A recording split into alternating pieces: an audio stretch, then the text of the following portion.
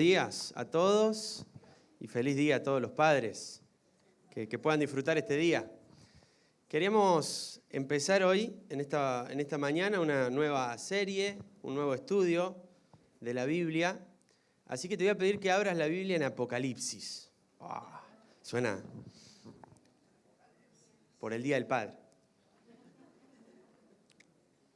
Vamos a empezar a estudiar no Apocalipsis. No vamos a estudiar Apocalipsis completo, sino que vamos a estudiar algo que ocurre a partir del capítulo 2, 3 y 4, ahí en el libro de Apocalipsis, 2 y 3 en realidad, que son las 7 cartas que se les dan a 7 iglesias que estaban en Asia.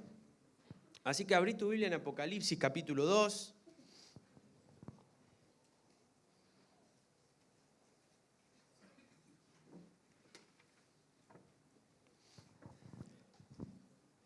Y ahí se encuentran relatadas, escritas, 7, diríamos, mini cartas, ¿no? Si uno lee en la Biblia hay cartas que se escriben a la iglesia de Colosas, a la iglesia de Filipos, a la iglesia de Éfeso, y tenemos Efesios, Colosenses, Filipenses, cartas bastante contundentes, bastante largas. Acá hay 7 cartas, 7 mini cartas, diríamos, que son escritas a la iglesia de Éfeso, a la iglesia de Esmirna, de Pérgamo, de Tiatira, y así hay 7 cartas que vamos a estar estudiando, una por domingo. Y vamos a estar estudiando lo que Dios les dijo a cada una de estas iglesias que tenían que hacer o cómo eran estas iglesias.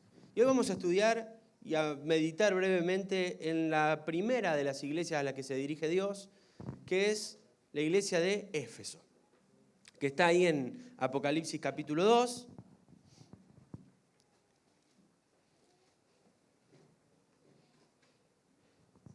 Y vamos a leer toda la carta, que es del versículo 1 al versículo 7. Leo. Dice: escribe al ángel de la iglesia en Éfeso, el que tiene las 7 estrellas en su diestra, el que anda en medio de los 7 candeleros de oro. Dice esto. Y esto es lo que Dios le dice a la iglesia: yo conozco tus obras y tu arduo trabajo y paciencia, y que no puedes soportar a los malos, y has probado a los que se dicen ser apóstoles y no lo son, y los has hallado mentirosos. Y has sufrido, y has tenido paciencia, y has trabajado arduamente por amor de mi nombre, y no has desmayado. Pero tengo contra ti que has dejado tu primer amor. Recuerda, por tanto, de dónde has caído y arrepiéntete y haz las primeras obras. Pues si no, vendré pronto a ti y quitaré tu candelero de su lugar si no te hubieras arrepentido. Pero si tienes esto, que aborreces las obras de los nicolaitas, las cuales yo también aborrezco. Y termina diciendo: el que tiene oído, oiga lo que el Espíritu dice a las iglesias. Al que venciere, le daré a comer del árbol de la vida, el cual está en medio del paraíso de Dios.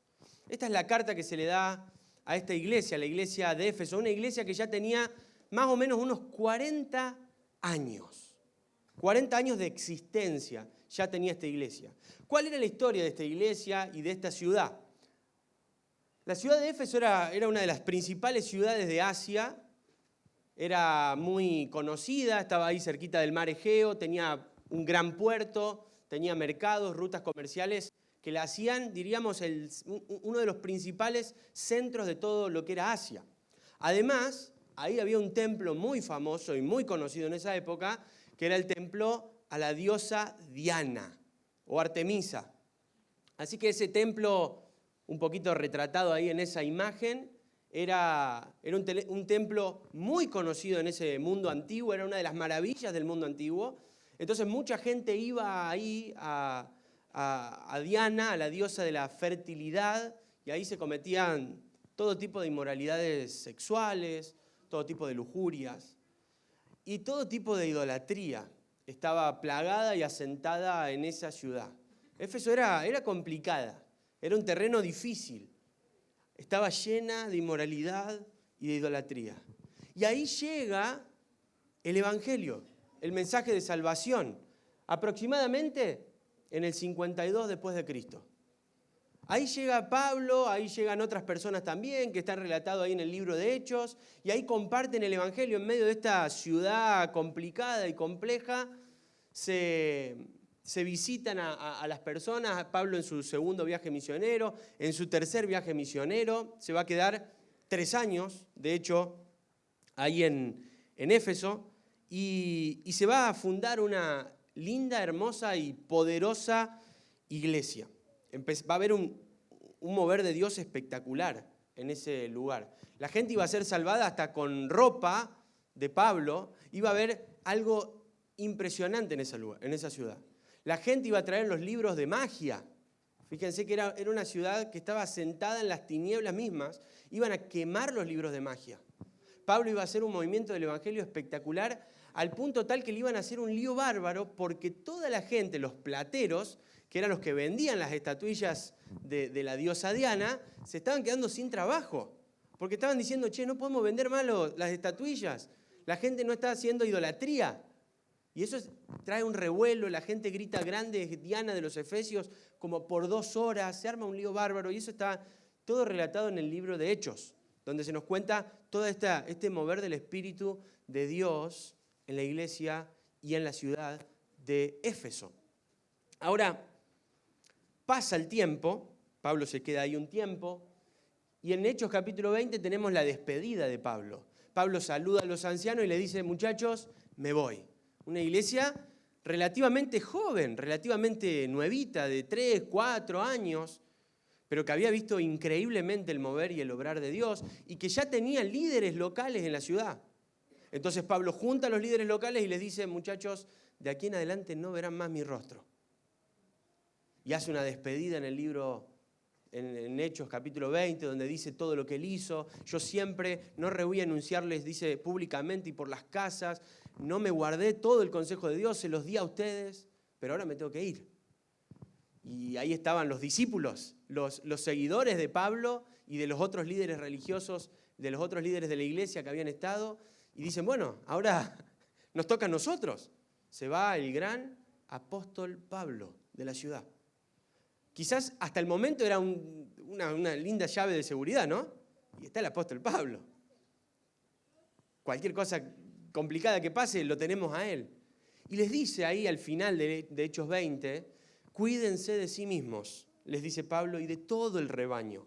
Porque en medio de ustedes, dice, van a surgir lobos rapaces que no van a perdonar al rebaño. En medio de ustedes van a venir hombres que van a hablar cosas perversas, les dice. Así que termina Pablo saludándolos, llorando, diciendo, los encomiendo a Dios y a la palabra de su gracia. Que tiene, y sigue diciendo que tiene el poder para edificarlos. Y entonces esta iglesia queda sin algún tipo de paraguas apostólico. Quedan los líderes de la iglesia de Éfeso. Y pasan los años, pasan algunos años más, y ahí aparece la carta a los Efesios. Ahora ya a una iglesia de unos 10 añitos más o menos. Y Pablo escribe la carta que todos nosotros tenemos. Escribe esa carta impresionante, teológica, espectacular, en donde en los primeros 3 capítulos, les recuerda las bendiciones espirituales que hay en Cristo. Y en los 4, 5 y 6, capítulo 4, 5 y 6, les recuerda cómo tienen que vivir ahora que han creído en ese evangelio, ¿no? Y le habla a los padres, a los esposos. Y si la has leído, sabes de que es una carta espectacular que habla directo al corazón. Esa carta era para esta congregación, para esta gente, para esta sociedad, para esta iglesia que se había fundado en medio de este epicentro comercial, cultural, de idolatría. Y termina Efesios capítulo 6, versículo 24, Pablo nuevamente parecido a aquel saludo que hizo con los ancianos, diciéndoles, la gracia sea con ustedes, con todos los que aman a nuestro Señor Jesucristo, con un amor inalterable. Amén. En las 2 despedidas de Pablo, ya sea por persona o por carta, encomienda a los cristianos ¿a qué? A la gracia de Dios. Porque ¿qué sos vos y qué soy yo hoy en esta mañana acá si no es por la gracia de Dios? ¿O quién podría levantar la mano y decir, no, yo estoy acá porque no sabe cómo vengo luchando como un campeón y es gracias a mí y en la alabanza le tiro un poco a Dios y me tiro un poco a mí porque los dos cooperamos? ¿Qué somos? Dice Pablo en Corintios, ¿qué tienes que no hayas recibido? ¿qué somos sino lo que somos por la gracia de Dios? Así que si estás en esta mañana acá, estás por la gracia de Dios. La gracia de Dios nos trajo hasta acá. La gracia de Dios nos mantuvo hasta acá, nos trajo hasta acá. Y eso es en lo que Pablo se enfoca, pareciera, cuando está despidiéndose de esta iglesia, primero en persona, después por carta, porque sabía que si algo iba a sostener esa iglesia, era la gracia de Dios y la palabra de Dios, ¿no?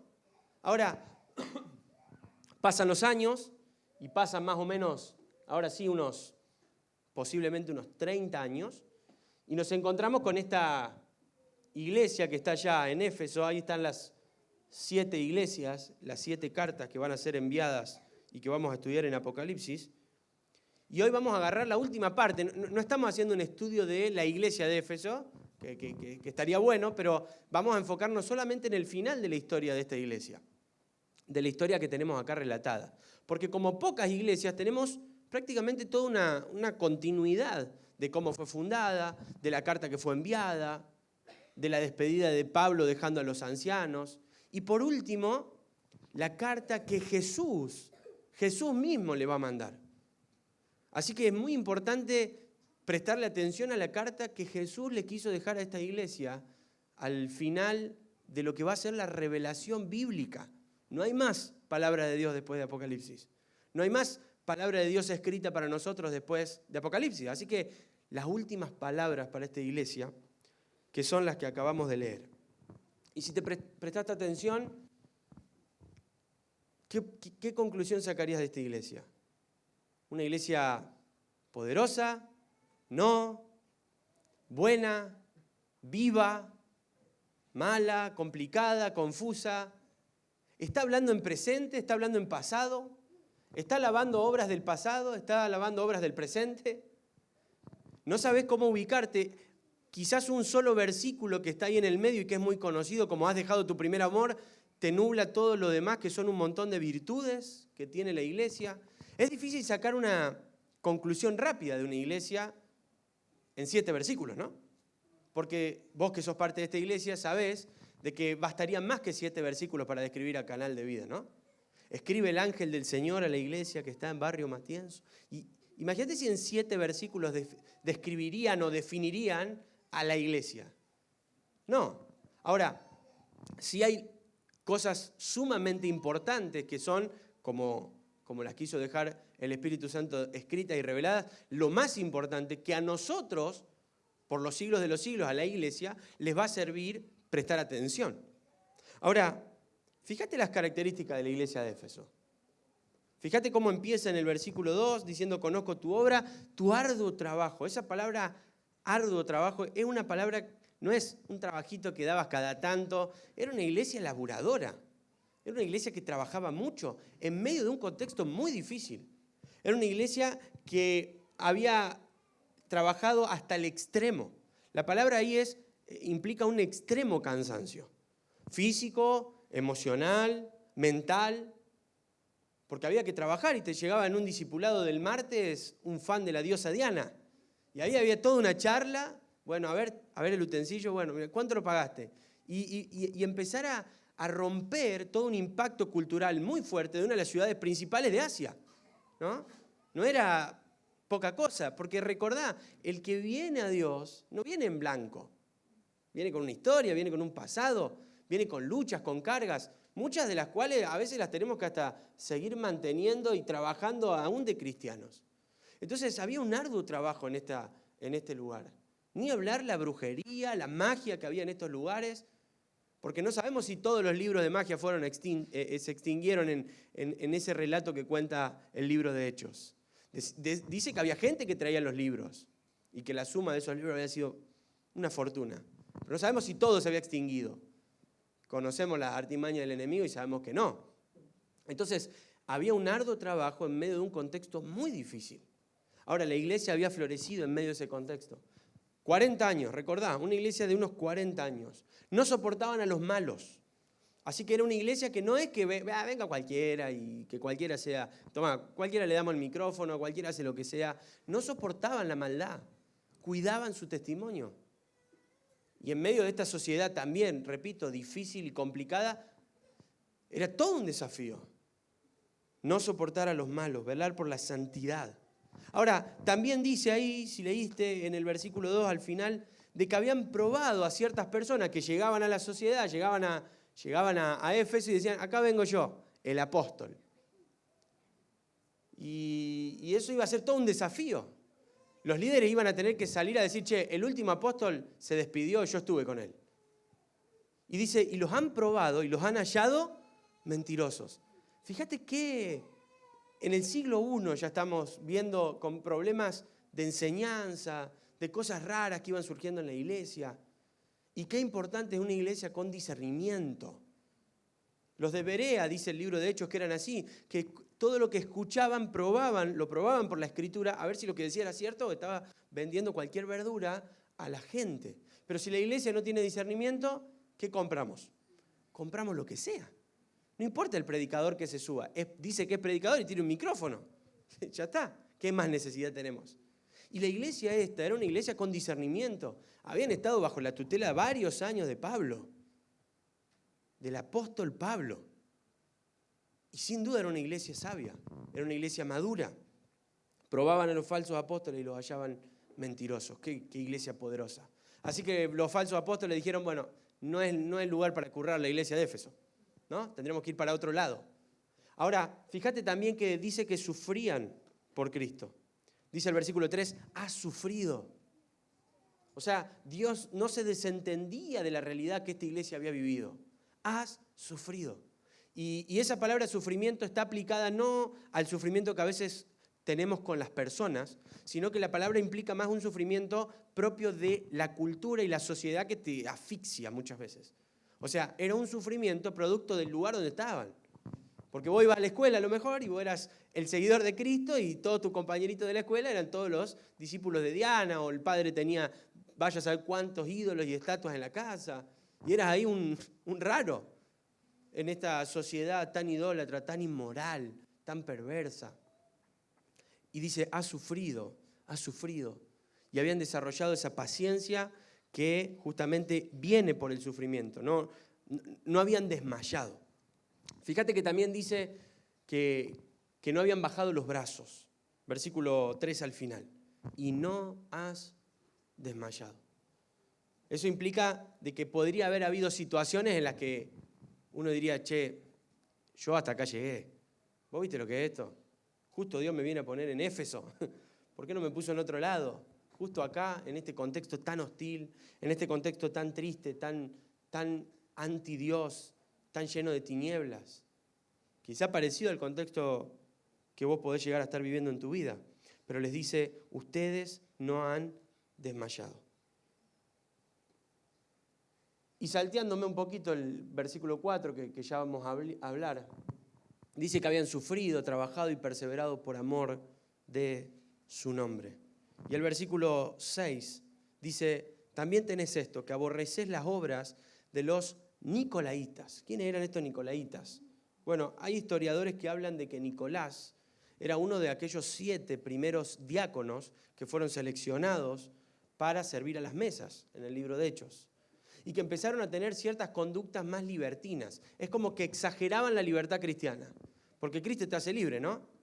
Sí. ¿Y ellos qué decían? Te hace recontra libre. Libre para hacer prácticamente lo que quieras con tu vida. Y ellos tenían un tipo de vida libertina, llevada a la inmoralidad sexual, llevada a un montón de antirreglas, ¿no? Como una vida sin contornos, sin límites. Entonces dice, ustedes han rechazado, han aborrecido las obras de los nicolaitas, les dice Jesús, las cuales yo también aborrezco. O sea que también ellos se habían mantenido puros frente al contexto difícil, aún de movimientos, diríamos, evangélicos o cristianos. Así que si le sacamos una foto a la iglesia de Éfeso y tomamos esto, pensamos en una iglesia que trabajaba, que era santa, que era paciente, que era perseverante, que tenía discernimiento, que tenía un sufrimiento por Cristo, que tenía pureza, y que dice ahí al final del versículo 3, que las cosas que hacían las hacían por amor al nombre de Cristo. ¡Qué iglesia!, ¿no? ¡Qué espectacular! ¡Qué obrar de Dios en esta iglesia! Ahora, como cada una de las iglesias que vamos a ir viendo, uno va a ir viendo ciertos aspectos positivos, diríamos, ciertos aspectos que el Señor elogia, pero siempre hay algún pero, ¿no? Siempre algún versículo empieza con el pero y ahí, qué complicado a veces es, ¿no? Y esta iglesia que tenía todas estas virtudes que tenemos que tener también nosotros como iglesia, tenía ahí un paréntesis que no es menor, pero les dice en el versículo 4, pero tengo contra ti que has dejado tu primer amor. Y una frase que suena de entrada durísima. Si vos la lees y no la tratás de entender o de explicar, solo léela. Y te dicen, has dejado tu primer amor. Llega el padre a la casa, día del padre, y tiene su tiempo ahí, se sienta en la mesa, viene la esposa y le dice, mi amor, has dejado tu primer amor. Ya está. No pareciera que tenga que explicar más cosas. Y saben que históricamente uno se ha sacado los pelos, se sacan los pelos para decir, ¿qué quería decir cuando dice que has dejado su primer amor? Entonces algunos dicen, no, era el fervor del inicio de la iglesia, del inicio de las personas, o de ese enamoramiento cuando recibís a Cristo y que te querés comer el mundo por delante, y después medio que te achanchás, te aburguesás, y bueno, todo es como más mecánico. Algunos dicen que se refiere a eso. Hay otros que dicen, no, se refiere a que dejaron directamente a Cristo, porque Él es el amor primero. Entonces le está diciendo que dejaron a Cristo mismo. No solo un cierto fervor o un cierto romanticismo por Él, sino que lo dejaron a Él. Hay otros que dicen que posiblemente lo que estaban dejando era algo de eso, pero también todas estas cosas que las había caracterizado. Es decir, que lo que tenía contra la iglesia era que la iglesia estaba dejando de hacer las cosas que hacía y las que las distinguía. Aquellas cosas que marcaban la diferencia en el contexto donde estaban, las habían abandonado, producto o fruto de haber abandonado ¿a quién? Al Señor. Entonces, pareciera que una iglesia que dejó su primer amor podría verse como una iglesia que ya no trabajaba quizás arduamente en la obra de Dios. Quizás ya era una iglesia que se había mezclado con los que no agradaban a Dios y que era como el resto de la sociedad. Es muy probable que aquellos ancianos que se habían despedido de Pablo ya estén muertos. Posiblemente lo que estamos viendo ahora es una carta a la segunda generación. ¿Se acuerdan lo que vimos en Israel? Tenemos la generación que sale de Egipto con Moisés y ¿están cuánto en el desierto? 40 años. ¿Quiénes de toda esa generación entra a la tierra prometida? ¿Quiénes? Nadie. Josué. Liderando ¿a quién? A la nueva generación. Por eso está Deuteronomio, que es la ley para la nueva generación. La primera generación murió toda en el desierto. Ahora, acá posiblemente tengamos algo similar. Tenemos la segunda generación de la iglesia de Éfeso. Y la iglesia de Éfeso, si iba a sus libros históricos y leía sus primeros años, vamos a leer qué pasó al principio, y si tenían todo un escrito de la historia, iban a leer el gran poder que se había manifestado al principio en sus inicios, de cómo la gente se convertía, y estaba la persona tal que era el que trajo los libros de magia, y estaba el otro que había sido sanado porque había tocado la ropa, y habían habido cosas extraordinarias en esa iglesia, pero los años habían pasado. Los años de gloria, diríamos algunos, habían pasado. Ahora, es muy difícil mantener las cosas. Acá podemos pensar en formato iglesia, pero pensá en formato tu vida. ¿No es difícil mantenerse? ¿No es difícil perseverar? ¿No es difícil mantener el servicio, la comunión con Dios, el amor a los demás, el evangelismo? Y rápidamente en nuestras vidas se puede colar esta frase, ¿no? Has dejado tu primer amor. Y quizás hoy llegaste hasta esta mañana acá con un historial picante, pesado. Yo, si conocieras mis obras, nos diría a nosotros, ¿no? Si conocieras mis obras y mi arduo trabajo, Si conocieras todo lo que he hecho, todo lo que he servido, todo lo que he dado, todo lo que he sufrido. Ese historial pasado no garantiza mi firmeza o mi espiritualidad presente, ¿no es cierto? No compra el pasado el presente, no compra el pasado el futuro. Lo que uno fue no necesariamente quiere decir cómo uno va a ser. Y eso es la vida cristiana en sí misma. Es una vida día a día de comunión con el Señor. Ahora, ¿qué entiendo, qué pienso que podría haber sido para esta iglesia haber dejado su primer amor? Sin duda, ¿qué es esto? Haber dejado las cosas que distinguían a esta iglesia por amar a Dios.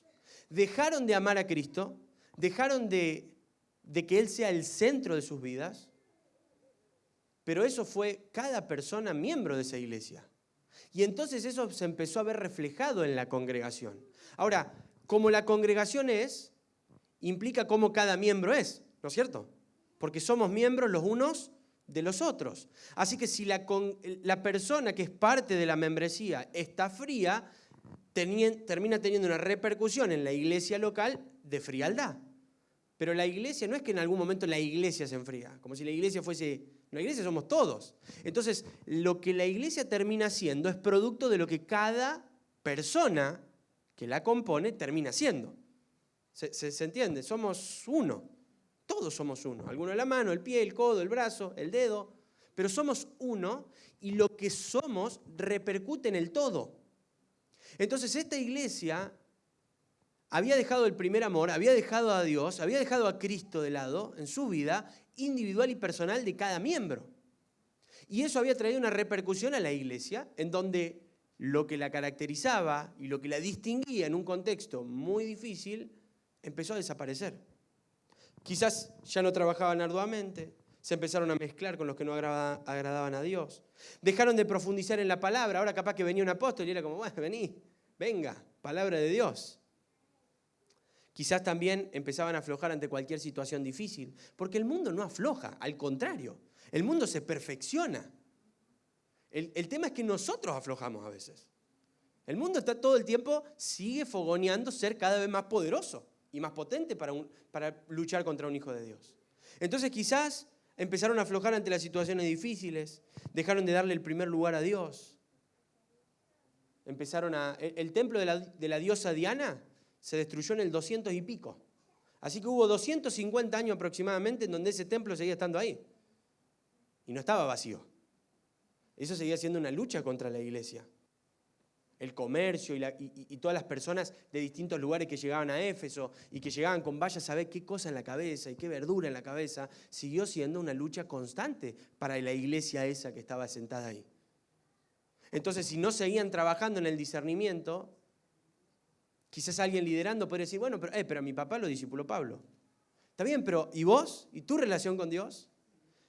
Lo que podía tener como alarde de historia, de bueno, pero no sabés quién somos. ¿Vos sabés quién fundó esta iglesia?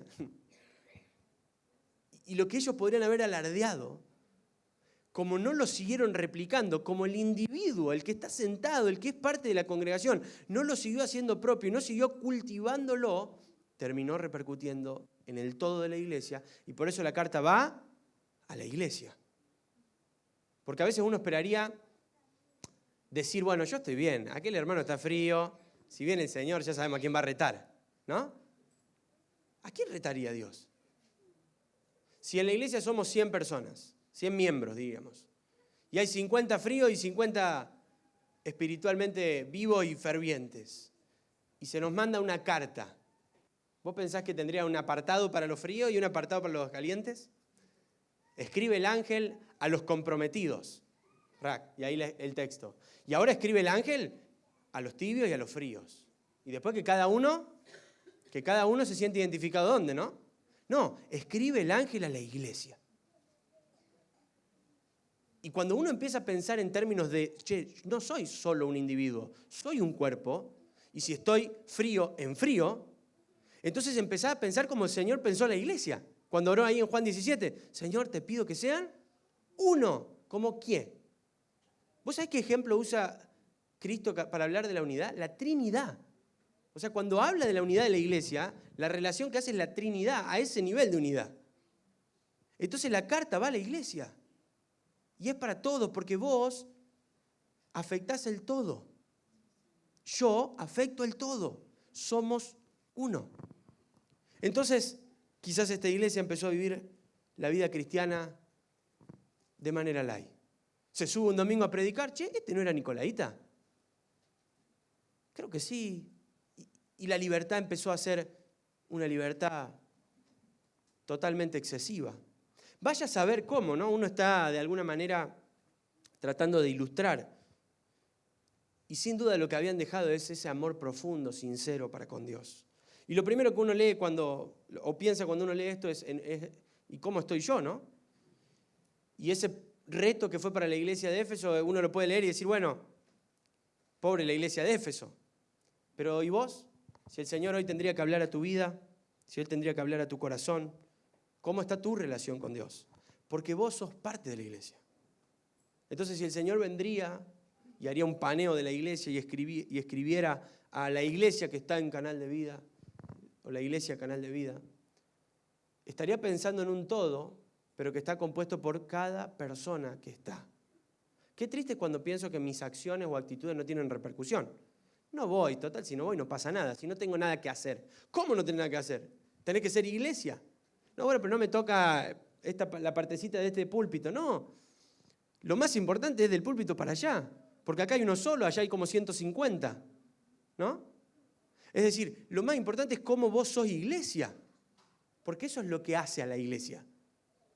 Entonces, cuando yo pienso que mis actitudes individuales no tienen repercusiones eclesiales, estoy errando y no estoy entendiendo el concepto de la iglesia que Jesús pensó, pensando que a lo mejor la llevan adelante algunos. Si la iglesia la llevara adelante algunos, el ángel del Señor hubiese escrito algunos. Y esto es para los tres a cargo de, cito a los líderes y vengan, quiero hablar de esto con ustedes. La iglesia es un todo, formada por todos. Por todos. Entonces, lo que haces tiene repercusiones. Quién sos tiene repercusiones. Tu vida tiene repercusiones, porque la iglesia está compuesta por todos. Entonces, esto es un ánimo para que nosotros pensemos en cómo soy yo como individuo dentro de la iglesia que conformo. Ahora, fíjate qué fácil es salir de la iglesia y hablar de la iglesia, ¿no? O qué fácil es que yo desde el medio pueda hablar de los demás, siendo que soy yo la iglesia también. ¿Sabés lo que es eso? Es pegarte a vos mismo. Es pegarte a vos mismo. Porque vos sos parte de esa iglesia, a la que sos llamado a edificar, a construir, por la cual tenés que velar, a la cual tenés que sostener, y todos los unos a los otros que podés indagar y estudiar. Ahora, somos un todo, y lo que hoy estás siendo como hijo de Dios, como hija de Dios, tiene repercusiones en la familia de fe a la que perteneces. Entonces es importante preguntarnos si yo he dejado mi primer amor. Pensaba en algunas cosas más para nosotros. Todo esto nos compete, ¿no es cierto? Todo esto tiene que ver con nosotros también. Quizás no trabajamos arduamente en la obra de Dios. Quizás nos mezclamos con los que no agradan a Dios, no para atraerlos, sino para ser como ellos. Quizás no estamos profundizando en la palabra de Dios. Y bueno, que el discernimiento lo tengan algunos, no lo vamos a tener todos. Todos tenemos que tener discernimiento. Todos tenemos que ser hábiles en la palabra de Dios. Uno la podrá saber explicar mejor que otro, pero todos somos llamados a crecer en el conocimiento de la palabra de Dios. Quizás empezamos a aflojar ante las situaciones difíciles y complicadas de la vida, porque no podemos negar que la sociedad que vivimos no está tan lejos de la Éfeso que tenían estos primeros cristianos. Empezamos a darle el primer lugar a otras cosas, vivimos la vida cristiana light, ¿no? A mi manera. Y si hacemos cosas, a lo mejor no las hacemos por un profundo amor y genuino amor por el Señor. Quizá también para nosotros hoy implica que a lo mejor ya no leo la Biblia, que la palabra de Dios no me da satisfacción, que ni siquiera soporto el tiempo en oración. Y todas estas preguntas son puestas, o todas estas frases son puestas para poder desglosar, dejar el primer amor. Porque imagínate que venga alguien en el tiempo de oración y te diga, o vos le digas, mira, la verdad que yo he dejado mi primer amor. Y yo también, te dice el otro. Bueno, oremos. Y oran. Hay un entendimiento más profundo de esto.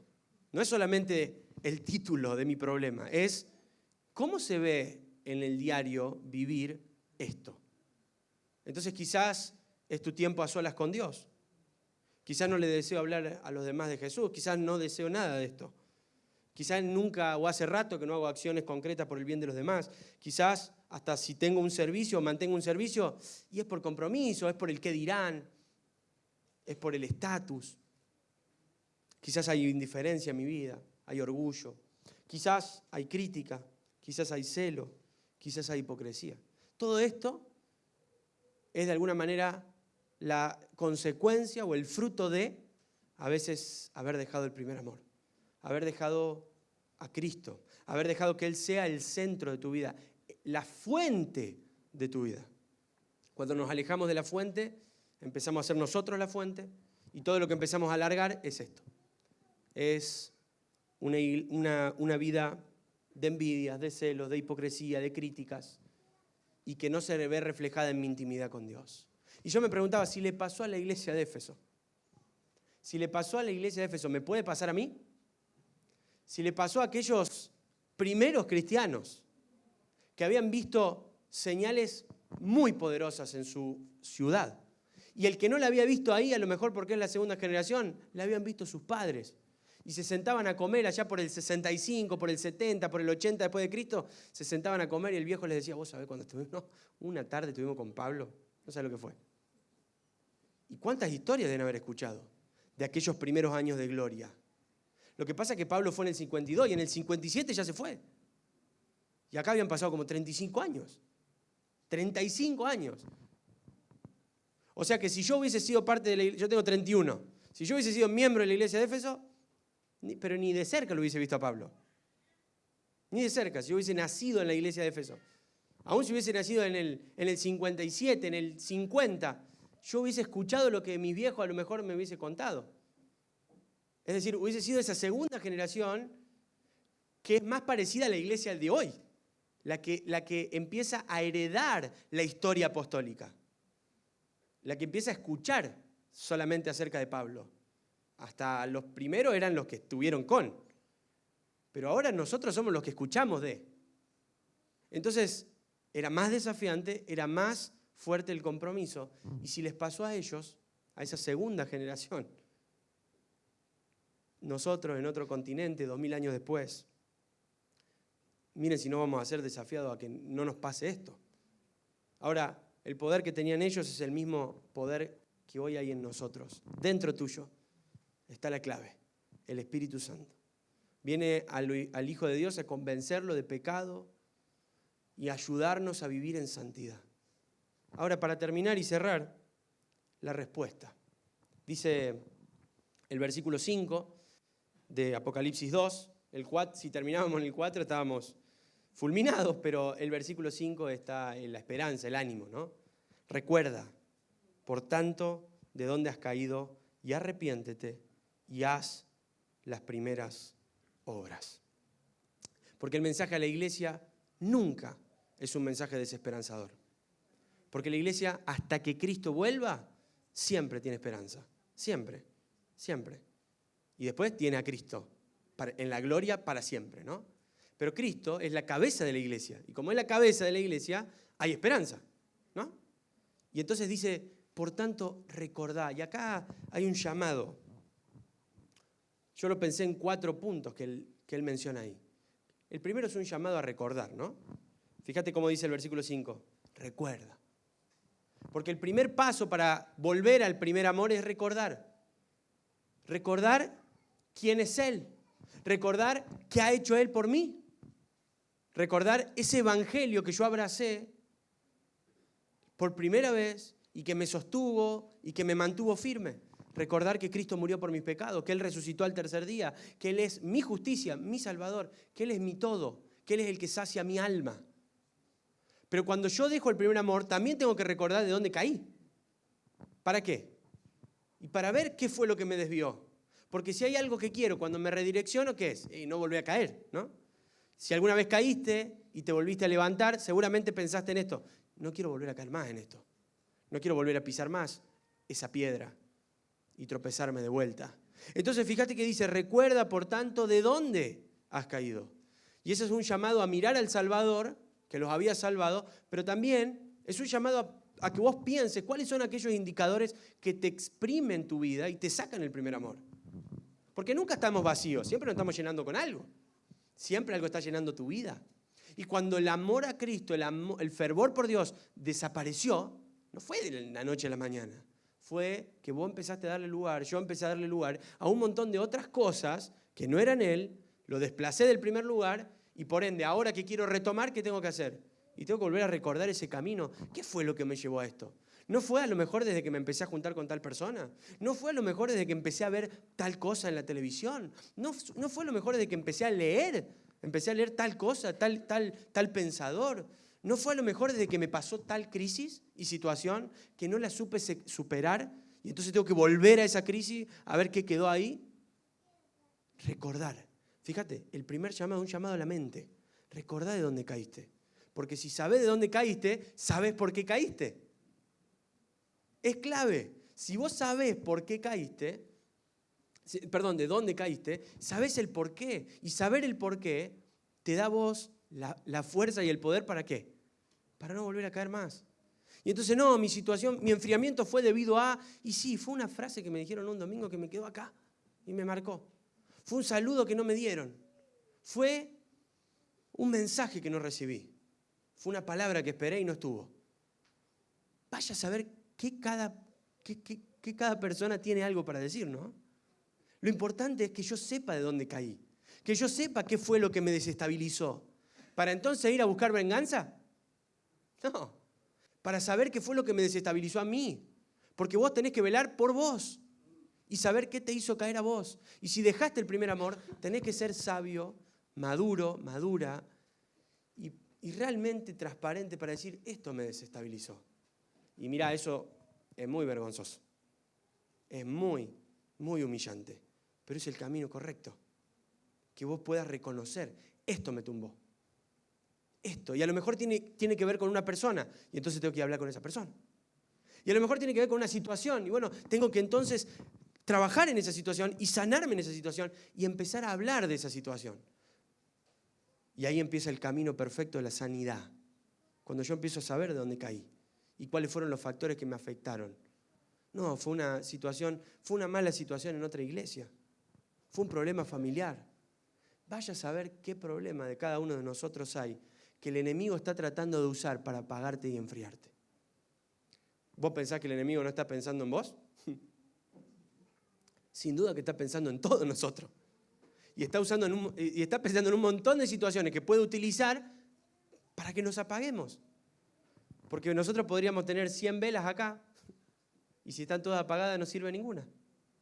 Fíjate, si te apagás, apagás el resto. Entonces las repercusiones que tiene, y si no, fíjate si prendés y vemos los incendios, ¿no? Santiago, hablando la lengua, lo dijo al revés, pero dijo una pequeña chispita hace un fuego impresionante y el del lado bueno es igual. Entonces recordá de dónde ha caído. Y una vez que recuerdes, vas a buscar venganza, ¿no? No, ¿qué dice? Recordá de dónde has caído y... ¡Ay, cómo cuesta decir esa palabra, ¿no? Y arrepentite de tus pecados. La culpa es tuya también.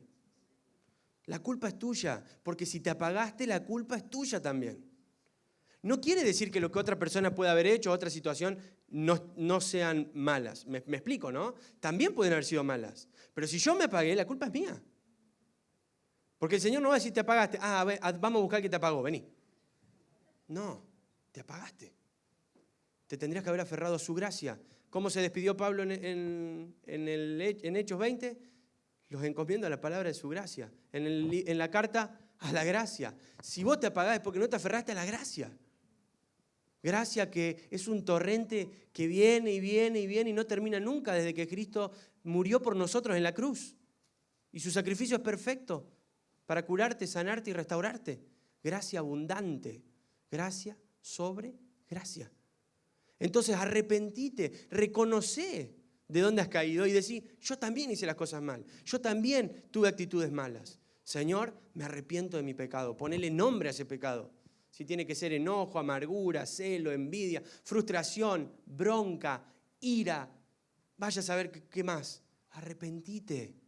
Arrepentite, tenés que arrepentirte. No tenés que seguir pateándole la pelota al otro para que el otro se arrepienta. Vos tenés que hacerte cargo. Vos tenés que tomar tu situación y tu vida en tus manos y hacerte cargo. Y decirle, Señor, me arrepiento, ayúdame, restaurame. Por tanto, recuerda, arrepiéntete. Y entonces ahora quédate allá atrás y fíjate porque ya hiciste las cosas mal y listo, relegado allá al último banco. Podría haber dicho, ¿no? Y dice, no, haz las primeras obras. Como si un restaurado no pudiera seguir sirviendo a Dios, no pudiera seguir poniendo la mano en el arado y dando fruto para Dios. Fíjate, el llamado a la iglesia es a sacudirla, a despertarla, recordar lo que hizo mal, arrepentirse y ¿qué? Y seguir sirviendo y seguir haciendo lo mismo que te caracterizó toda tu vida. No es, bueno, y ahora 6 años de rehabilitación, 10 años de espera. Es, si te arrepentís y de genuino corazón te arrepentís, andá a hacer las primeras obras. Entonces es un llamado a rendir sus mentes recordando, sus corazones arrepintiéndose, sus manos. Es un llamado a escuchar. Fíjate que termina el libro diciendo, la carta, el que tiene oído, oiga. Prácticamente como diciéndole a la iglesia, che, si alguno me escucha, de ahí adentro. Y es algo que él va repetidamente a hacer. Hace una alusión a la iglesia, pero pasa un llamado siempre individual. Porque la iglesia está compuesta por individuos. Yo estoy a la puerta y llamo. Si alguno oye mi voz. Entonces siempre es un llamado al estado de cómo está la iglesia, pero después es un llamado a vos, individual, personal. Si alguno tiene oído, oiga. Y después dice, al que venciere. Porque sin duda es un llamado a vencer. A vencer frente al desánimo, a vencer frente a la apatía, frente a la amargura, frente a la frustración, frente a lo que sea que te apagó. Frente a lo que sea que te apagó, vos tenés que vencer. ¿Para ir al cielo? No, vos tenés que vencer en tu vida cotidiana. Él ya venció. Jesús es el victorioso. Ya venció. Y ahora nos dice, y esta es la victoria frente al mundo, vuestra fe. Es decir, que ahora en nuestras manos está la santidad, la santificación y el ser la iglesia que Dios quiere que seamos. Y si no, termina diciendo, vendré a ti y quitaré tu candelero de su lugar, si no te hubieras arrepentido. Y fíjate que la carta hasta da una alusión de que el llamado al arrepentimiento, el Señor siempre supo que no es un llamado que va a tener la respuesta de todos. Éfeso se extinguió. La iglesia de Éfeso, hoy es lo que actualmente es Turquía, la iglesia desapareció. De hecho, las 7 iglesias desaparecieron. Y en algún momento esa iglesia se apagó, bajo su segunda, tercera, cuarta, quinta, y vaya a saber cuál generación. No importa qué generación sos. Lo que importa es que no se extinga con vos. Dice el libro de Hechos, hablando de David, y David, habiendo servido a su generación, durmió. Y lo más importante es que nosotros seamos fieles en nuestra generación, en el tiempo que nos toca vivir hoy.